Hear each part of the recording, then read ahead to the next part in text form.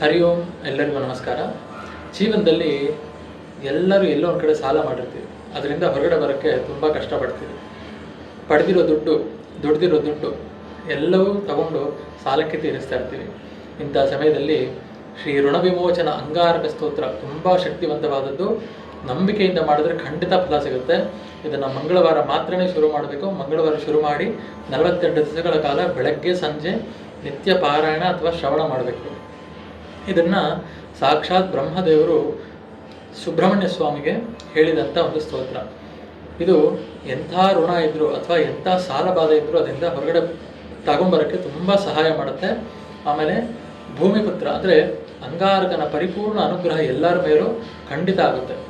ಇದೆಲ್ಲ ಅಷ್ಟು ಶಕ್ತಿವಂತವಾದದ್ದು. ಆಮೇಲೆ ಇದನ್ನು ಮಂಗಳವಾರ ಶುರು ಮಾಡಿ 48 ದಿವಸದ ನಂತರ ಯಾವುದಾದ್ರೂ ಸುಬ್ರಹ್ಮಣ್ಯ ಸ್ವಾಮಿ ದೇವಸ್ಥಾನದಲ್ಲಿ ಹೋಗಿ ಒಂದು ಪೂಜೆಗೆ ಕೊಡಬೇಕು. ಅಥವಾ ಪ್ರತಿ ಮಂಗಳವಾರ ಅಂದರೆ ಈ ಸ್ತೋತ್ರವನ್ನು ಎಷ್ಟು ವಾರ ನೀವು ಸಂಕಲ್ಪ ಮಾಡಿರ್ತೀರೋ, 9 ವಾರನೋ ಅಥವಾ 5 ವಾರನೋ, ಈ 48 ದಿವಸಗಳಲ್ಲಿ ಎಷ್ಟು ಮಂಗಳವಾರ ಬರುತ್ತೋ ಯಾವುದಾದ್ರೂ ಸುಬ್ರಹ್ಮಣ್ಯ ಸ್ವಾಮಿ ದೇವಸ್ಥಾನದಲ್ಲಿ ಹೋಗಿ ಅಂಗಾರಕನಿಗೆ ಪೂಜೆ ಮಾಡಿ ಸ್ವಲ್ಪ ತೊಗರಿಬೇಳೆ ದಾನ ಮಾಡಿ ಬರಬೇಕು. ಇಷ್ಟು ಮಾಡಿದ್ರಲ್ಲಿ ಖಂಡಿತ ಫಲ ಸಿಕ್ಕೇ ಸಿಗುತ್ತೆ. ಆ ಭಗವಂತನ ಅನುಗ್ರಹ ಪರಿಪೂರ್ಣವಾಗಿ ಎಲ್ಲರ ಮೇಲೂ ಆಗಲಿ, ಎಲ್ಲರಿಗೂ ಒಳ್ಳೆಯದಾಗಲಿ. ಈ ಸ್ತೋತ್ರವನ್ನು ಇವತ್ತು ನಾವು ಕೇಳಿಸ್ಕೊಳ್ಳೋಣ.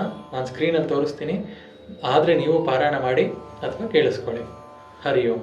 ఈ రుణ విమోచన అంగారక స్తోత్రాన్ని ప్రతినిత్యం, ముఖ్యంగా ప్రతి మంగళవారం నియమనిష్ఠులతో పఠించిన వారికి రుణ విమోచన కలుగగలదు.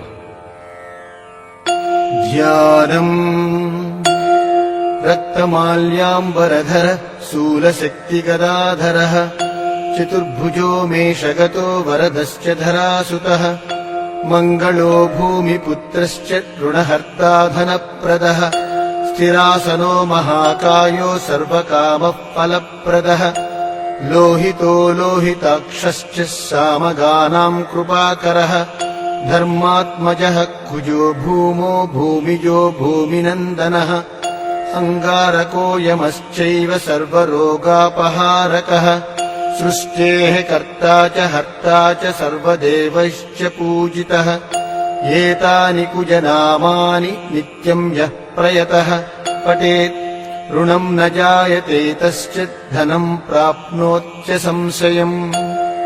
అంగారక మహీపుత్ర భగవాన్ భక్తవత్సలః నమోऽस्तु తే మమాశేష రుణమాసు వినాశయ రక్తగంధైశ్చ పుష్పైశ్చ ధూపదీపౌ గుణౌదకైః మంగళం పూజయిత్వా తు మంగళాహని సర్వదా ఏకవింశతి నామాని పఠిత్వా తు తదండకే రుణరేఖాః ప్రకర్తవ్యా అంగారేణ తదగ్రతః.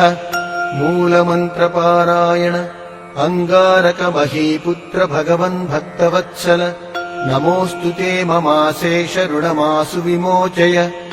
ఏవం కృతేన సందేహో రుణం హిత్వా ధనీ భవేత్ మహతిం శ్రియమాప్నోతి హ్యపరో ధనదో యథా. అర్ఘ్యం. అంగారక మహీపుత్ర భగవన్ భక్తవత్సల నమోऽस्तु తే మమాశేష రుణమాసు విమోచయ. భూమిపుత్ర మహాతేజస్వేదోద్భవ పినాకినః రుణార్తస్త్వాం ప్రసన్నోస్మి గృహాణార్ఘ్యం నమోऽस्तु తే. రుణార్తస్త్వాం ప్రసన్నోస్మి గృహాణార్ఘ్యం నమోऽस्तु తే.